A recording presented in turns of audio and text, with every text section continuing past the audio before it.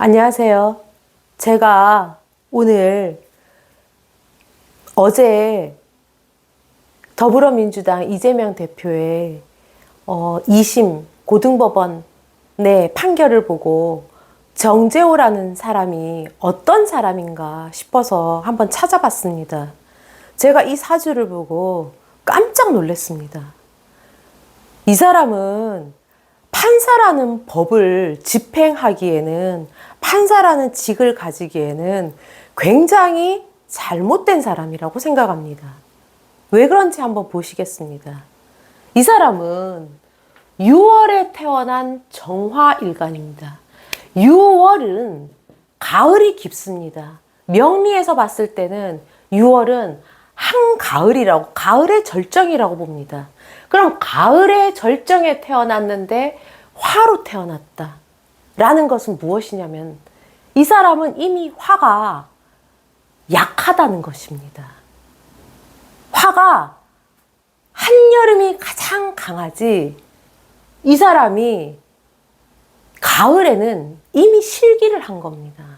그런데 보면은 자기 부모 자리에서도 큰 죄, 또 조상 자리에서도 큰 죄 있지만, 내가 이 정화의 달빛과도 같은 정화의 약한 불로 태어났을 때 이 불빛이 이거를 녹이기에는 어렵습니다. 그저 비춰줄 뿐입니다.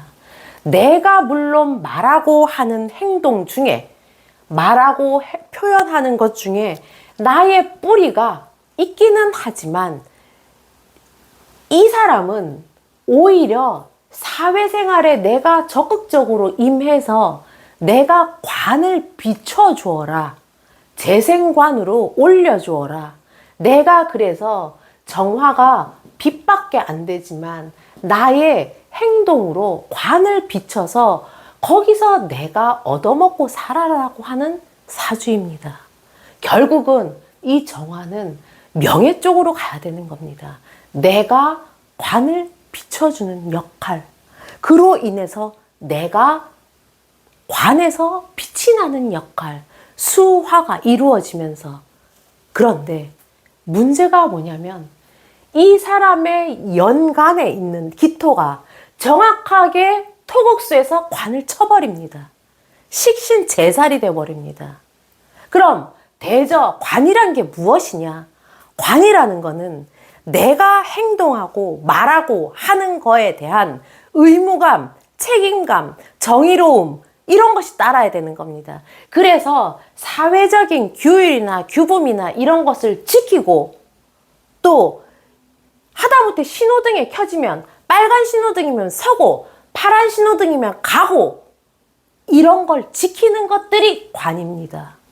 물론 이거를 형이상학으로 보면은 그렇지만, 형이하학으로 보면은 그렇습니다. 직이기도 하고, 내가 직장이기도 하고, 나의 자리이기도 합니다. 하지만 정신적으로 봤을 때 관의 의미라는 것은 그런 것입니다. 내가 책임감을 가지고, 내가 해야 하는 의무감을 가지고, 내가 어떻게 사회적인 규율이나 규범이나 이런 거를 지켜야 된다고 하는 건데, 이 사람은 재는 태왕하고 내가 힘은 없고, 그러면 이 사람이 태어났을 때의 운을 보면은 결국은 정화가 신약하기 때문에 이 사람은 어디로 가야 되냐? 목화운을 타고 가야 됩니다. 그러면 이렇게 되는 거죠. 운은 지금은 정화운에 들어와 있습니다. 그럼 어렸을 때 보십시오. 금수가 이렇게 강한데 금수로 왔습니다. 여기도 금으로 왔습니다. 그러면 어렸을 때 결국은 죄로 인해서 고생을 받았다, 가난하게 살았다는 겁니다. 그래서 아마 돈 해서 이 신대운에 대학을 어디로 갔다? 서울대 경영대학으로 간 겁니다. 왜? 어떻게 하면 가난을 벗어나서 돈을 벌어서 거기서 직장을 하나 잡을까 하고 갔겠죠. 하지만 정화의 뿌리가 들어오면서 이 미대운에 생각이 바뀌게 되는 겁니다. 그전에는 힘이 하나도 없다가 거의 제 휘둘리면서 살아왔다가 내가 힘이 들어오면서 이 아마 미대운 중에 경오년서부터 아마 사시 공부를 하지 않았나 싶습니다. 이때 진로를 바꾸면서 왜 여기서 경오가 되면은 이 유금을 다 녹여버리면서 불이 들어오면서 밑으로는 불이 들어오고 오미 화가 강해지니까 유금에 대한 생각이 별로 없어지면서 이 경금이 토생금 금생수에서 관이 살아나기 때문에 그전에는 완전히 관 깨진 생각 없이 살다가 돈 하고 살다가 결국은 여기서부터 관이 살아나면서 신미, 임신, 계유 이러면서 물이 강해지니 결국은 이 대운 끝에 계유년에 결국 사시에 합격을 합니다. 그러면서 이 사람이 이 대운에는 토생금 금생수에서 관이 살아나면서 문제는 자기의 좋은 운을 타고 나가지요. 이러면서 이 강한 금을 눌러주죠. 오미 화가 되니.